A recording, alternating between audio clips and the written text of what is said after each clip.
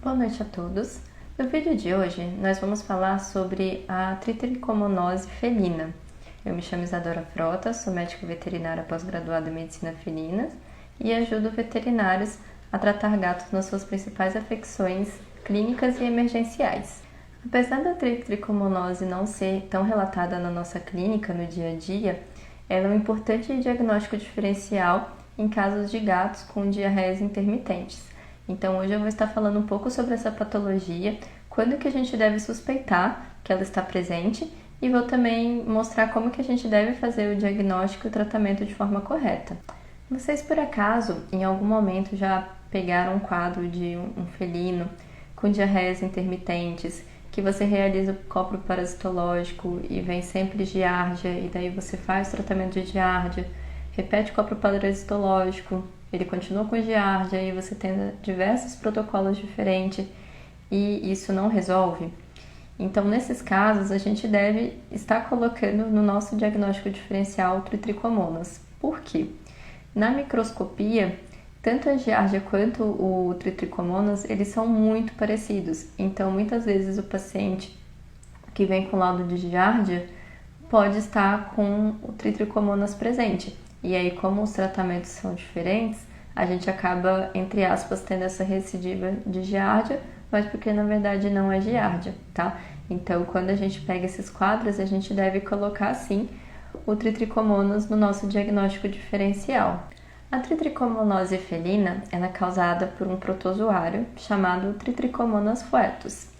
Ele está amplamente distribuído mundialmente, tá? Então não é só aqui no Brasil. E normalmente essa infecção ocorre através ali das fezes. Então, geralmente são pacientes que vivem em locais com uma quantidade muito grande de outros gatos ou gatos que podem estar tendo acesso a um local com baixa higienização. Esse protozoário, então, ele vai colonizar principalmente a porção do intestino grosso. Então, ele vai estar presente em cólon, seco. E as diarreias que acontecem são diarreias crônicas e com odor bem fétido. Só que, embora ela seja crônica, ela também pode aparecer de formas intermitentes. Então, o paciente ele vai apresentar diarreia num dia, aí no dia seguinte ele pode não ter mais essa diarreia, vai mudando o aspecto, ali das fezes.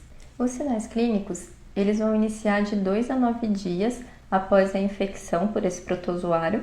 E como eu falei, são esses quadros de diarreias intermitente, sendo que essas diarreias podem ser líquidas, aquosas, pode ter presença de muco, pode ter presença de sangue. Tem alguns pacientes, inclusive, que apresentam tenesmo, que seria ali, dor na hora de defecar. E secundário a esses quadros crônicos de desidratação, a gente vai acabar tendo perda de peso e desidratação. Lembrando que esses pacientes também podem apresentar outras alterações clínicas, do trato gastrointestinal também. Para a gente realizar o diagnóstico dessa patologia, a gente tem 3 opções de exames. Então, o primeiro é o copro parasitológico. Ele tem em torno de 20% de sensibilidade e tem aquela questão dele ser confundido com giardia, porque como eu expliquei, quando a gente consegue encontrar esse protozoário na microscopia, ele é muito semelhante realmente ao protozoário da giardia. Então, muitas vezes pode vir aí com um laudo, entre aspas, errado por conta do patologista muitas vezes acabar confundindo aí esses protozoários pela semelhança entre eles. E também, como esse protozoário ele é liberado de forma intermitente, a gente sabe que naquelas amostras de fezes pode ser que a gente não encontre ele. Então, é importante a gente fazer diversas coletas em períodos diferentes, dias diferentes, para que a gente aumente a chance da gente encontrar esse protozoário nas fezes. O segundo modo da gente realizar o diagnóstico é através da cultura. Então, para a gente realizar a cultura, essas fezes elas têm que ser enviadas o mais rápido possível para o laboratório e elas não podem ser refrigeradas porque isso atrapalha aí o crescimento, né, do protozoário para estar realizando essa cultura. Esse exame, ele já vai ter uma sensibilidade de 55%, tá? Então já é maior do que o copo parasitológico. E por último, a gente tem a opção de realizar o PCR para esse protozoário. O PCR ele já vai ter uma sensibilidade de 90%.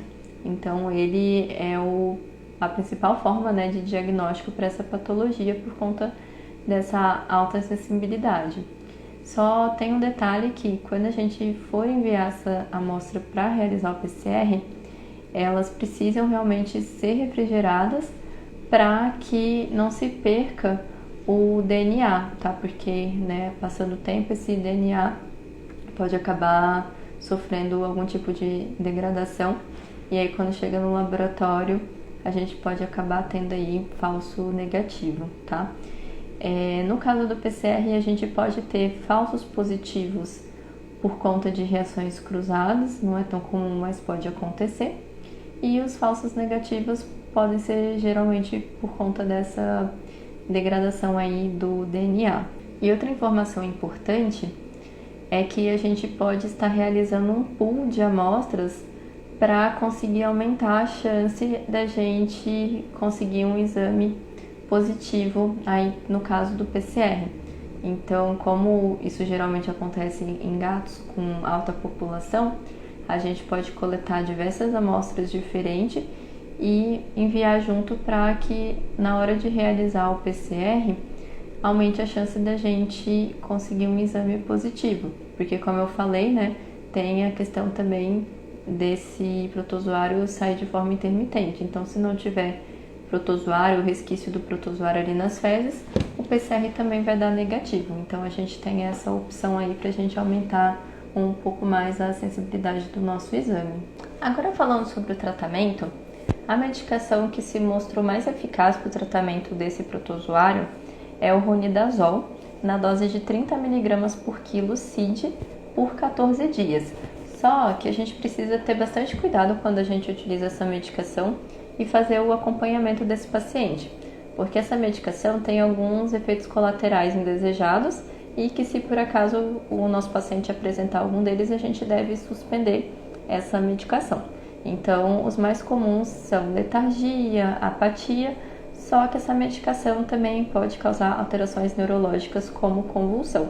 Então, a gente precisa, né, deixar o tutor ciente e em qualquer quadro desses avisar a gente para que a gente possa estar aí suspendendo essa medicação imediatamente.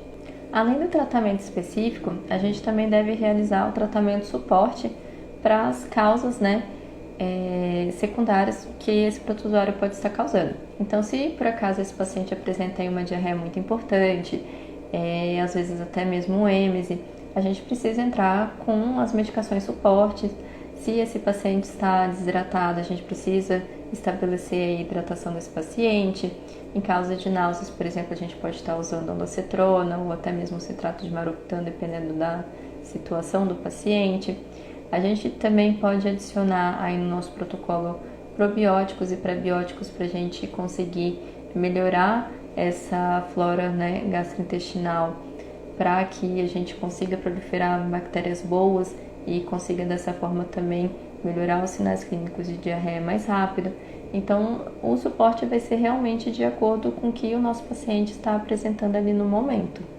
Como eu falei sobre os sinais clínicos dessa patologia, eles são sinais clínicos relativamente brandos, né? Dificilmente um gato apenas com tritricomonas, ele apresenta sinais clínicos graves. Só que se por acaso esse paciente tiver outra patologia gastrointestinal associada, daí sim a gente pode ter sinais clínicos mais graves dessa patologia. E aí a gente pode ter diarreias mais severas por tempos mais prolongados, com isso a gente vai ter uma desidratação mais importante. E aí tem alguns casos que esse nosso paciente, dependendo da situação, ele vai precisar de internação para que a gente possa realizar um suporte de uma forma mais rápida, né? Para que esse paciente consiga se restabelecer também de forma mais rápida e manter o tratamento em casa. Então, nesses casos aí de diarreias muito intensas, com uma desidratação importante, até mesmo êmese, a gente deve internar, fazer fluidoterapia com cristalóides e vai fazendo as medicações aí suporte de acordo com a clínica que o paciente apresenta. A prevenção dessa patologia, então, vai ser em torno realmente aí da higienização do local, né? Porque a gente sabe que esse protozoário pode ficar ali presente nas fezes e aí se outro gato entrar em contato, ele pode acabar aí na hora da higienização, né, lambendo e adquirindo esse protozoário também.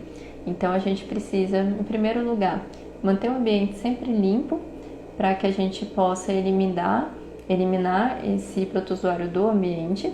Segundo, os pacientes que forem positivos para esse protozoário devem ser isolados até realizar o tratamento para evitar com que outros pacientes adquiram também esse protozoário e aí vira um ciclo, né, que um começa a passar para o outro. Então a gente precisa identificar os pacientes e isolar eles até a gente tratar e depois, né, repetir o exame, ver que deu negativo e a gente faz a reintrodução desse paciente. E também a gente precisa estar indicando para quem tem muitos gatos ou que apresenta realmente gatil, que façam exames regulares para que a gente possa encontrar esse protozoário antes do paciente começar a apresentar sinal clínico. E aí dessa forma a gente faz o tratamento profilático. Como vocês viram, essa patologia ela se assemelha muito à giardíase e muitas vezes ela é subdiagnosticada e também tratada, né, de forma errônea consequentemente. Por isso que a gente deve sempre conhecer o máximo possível de diagnósticos diferenciais nesses quadros, né, de diarreia de felinos, para que a gente possa suspeitar desses agentes e estar realizando, né, os diagnósticos aí de forma correta e conseguindo encontrar o agente, né, causador ali do quadro clínico e tratar de forma correta. Uma vez uma colega veio me perguntar, né, se eu tinha algum tratamento diferenciado para giardíase, porque ela estava com um paciente felino que ela estava tratando já há um tempo, sempre repetia o exame, continuava aí a presença do protozoário nas fezes e que ela já tinha testado outros protocolos com outras medicações por tempo diferente, tudo que ela fazia não resolvia. E aí foi quando eu perguntei para ela, né, se ela conhecia o Tritrichomonas, e aí ela falou que não conhecia, daí eu expliquei um pouco sobre o agente e falei com ela para tentar fazer um PCR, né, para ver se por acaso poderia ser ele. E realmente o PCR deu positivo, e aí ela entrou com o tratamento correto, e aí ela conseguiu resolver, né, o problema do paciente dela. Então, por isso que eu friso a necessidade da gente realmente conhecer os agentes infecciosos aí presentes na rotina felina, e até mesmo os que são um pouco menos presentes, porque às vezes eles podem até não ser presentes por conta de subdiagnosticação. Então, a gente precisa, né, sempre primeiro ter em mente quais são os possíveis agentes ali envolvidos nos quadros clínicos, para que a gente possa suspeitar deles e conseguir, com isso, realizar o diagnóstico e tratamento correto. Bom, gente, esse foi o vídeo de hoje. Espero que vocês tenham gostado, que eu possa ter contribuído de alguma forma na sua rotina clínica. Se por acaso ficarem com alguma dúvida, pode mandar mensagem no Instagram. E se você gostou desse vídeo, compartilhe com seus colegas veterinários e siga o nosso canal no YouTube para que vocês possam ter acesso a mais vídeos como esse.